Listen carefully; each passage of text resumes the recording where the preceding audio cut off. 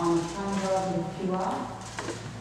I've been waiting since 1 o'clock this morning. I worked already, and I've driven up here to get an opportunity to speak to you. You know, you've mentioned how much it's costing each year. You haven't mentioned how much is brought in by QR, network access, tolls, etc. How much in deficit there is from passenger services, where you go to fund. I didn't change the way I was holding it. Where you're going to find the funding for the deficit in passenger services, and why it is that companies who come into small town increase the population exponentially for their own gain, have no responsibility to help with the stress they place on the infrastructure. I went to the National Women's Health Forum and put forth a suggestion that any company that goes into a small town and increases the population, placing stress on essential services, should be partly responsible. We have a hospital in Gladstone where we have to travel to the Rocky in order to be able to get treatment for cancer, or Brisbane. We have so few services in Gladstone, but that's the what all this wonderful coal goes out of. So, you know, to me, you're like a mechanic selling their tools for short-term gain. Sorry, Susan? Sandra, sorry. Thank you for that question, Sandra. It's got a number of parts, and I'll try to answer each one. You asked about passenger rail.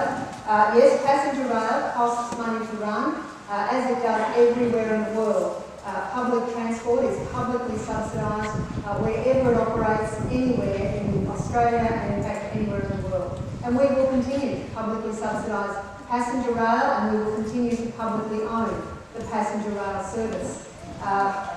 You asked, I think, how much Queensland Rail coal business returns to the Queensland budget every year.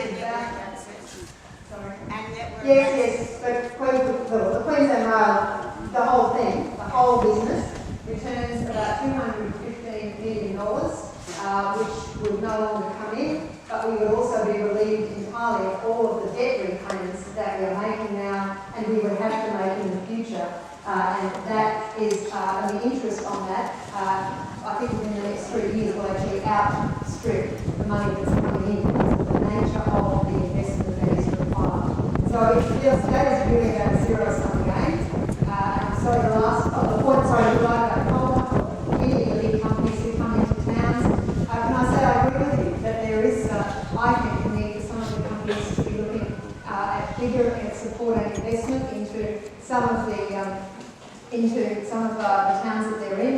We, last year, I think it might have been 2008, we put in place new legislation that requires new mines to go through not only an environmental impact process, but a social impact process, and to identify before we even consider approving the mine, things like how many people will be in the town, what age they'll be, what sort of length of time, what sort of housing that they will need, so that we can get a better picture of that, plan for it better, and where possible, to try to get the companies as part of the approval process.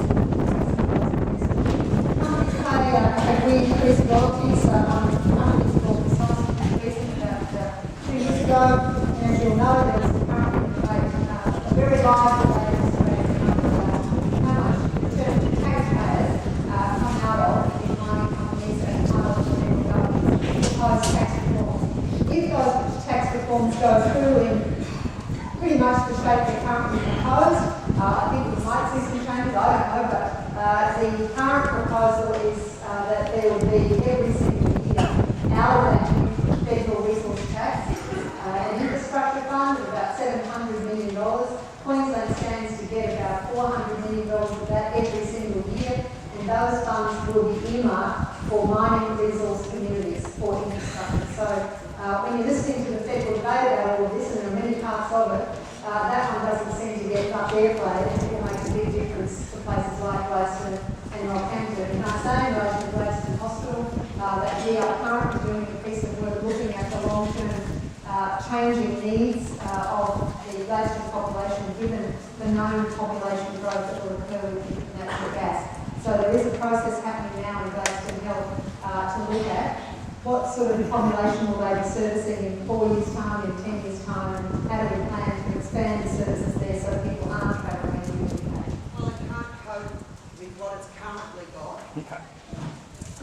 So, how long before anything is done with Gladstone Hospital? And as far as the apprentices that they're employing, anyone knows you can let apprentices go.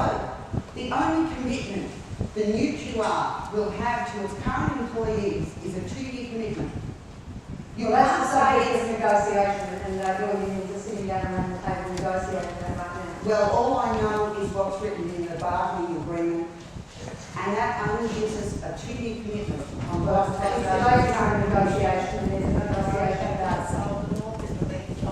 Like we're going to guarantee a job for 2 years if it's going to be so great. Let me say a couple of things. You want to see improvements in the Gladstone and Rockhampton hospitals. The way to do that is not to keep spending your money on coal wagons. It's to spend your taxpayers' money on hospitals, and that's what I want to do. And on courts. I understand why people are worried about this change.